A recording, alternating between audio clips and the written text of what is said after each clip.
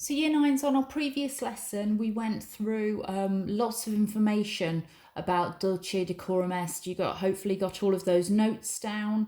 So you really should have quite a thorough understanding of the poem by now and of the images that Wilfred Owen created. So I finished our last lesson by showing you this slide. We're going to look at this question: how does Wilfred Owen present World War I in his poem? Remember to write about the words and images in the poem as well as the poet's ideas. Use key terms in your essay. So we've got things like extended metaphor, simile, onomatopoeia, repetition, punctuation, etc.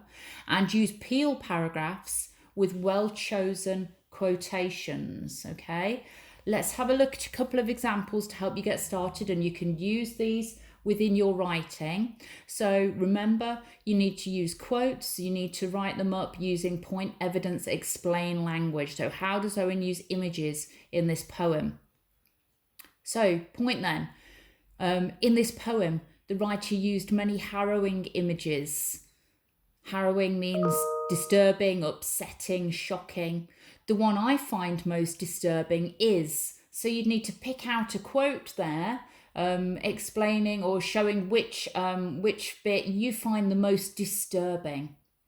This quotation is harrowing because, so obviously you need to explain there. Try to go into detail. Don't just use a couple of words. The more detail you go into when we're doing point, evidence, explain language, the higher pathway you're going to get. And then for the language, the noun or verb or adjective, whatever shows the reader that. Let's have a look at an example here then. In this poem, the writer used many harrowing images. The one I found most disturbing is the froth-corrupted lungs. This quotation is harrowing because it creates an image of someone suffering in pain. The idea of the lungs being affected by the gas suggests someone is dying, as the lungs are a vital organ which are slowly being eaten away. Okay, so you get the idea about how you can do that. You need to add on the language as well. Let's have a look at one more example. In the poem, Owen presents World War I as being an exhausting and draining place to be in. This can be seen in the poem where it says bent double like old beggars under sacks. This simile describes the soldiers being unable to stand up straight, as if they have no energy. It's been drained from them. The word beggars suggests that they're not the smart soldiers that they're imagined by people back home. They've been reduced to looking like old tramps. Such language makes the reader picture these men as hunched over, unable to lift their heads. In addition, use of the word sacks suggests that their once pristine uniform is being compared to a sack. A soldier's uniform stands for respect and is worn with pride. However, the fact that it now appears as a sack implies all pride is lost and it stands for nothing. This makes the reader feel sympathy for the soldiers, as serving in the war has physically affected them. Owen may have used this simile to explain to the reader what he had experienced in the war.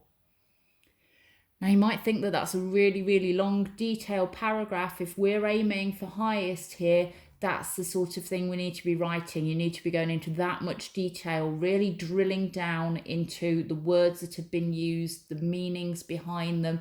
You're not always going to know for definite the meaning. There was that one line, wasn't there, where we said there's been a lot of debate over the years about what Wilfred Owen actually meant by it.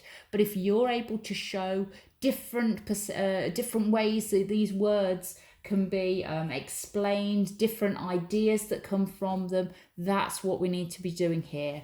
So let's just go back a couple of slides. So the question you're answering is, how does Wilfred Owen present World War I in this poem? So you need to have a go at that now. Now, for this piece of work, you should be aiming to spend probably about 45 minutes. You can use the point, evidence, explain language that we've looked at to help you get started, but I want your ideas. Look at the notes you've made, look at the words in the poem. How does Wilfred Owen present World War I in this poem? About 45 minutes, off you go.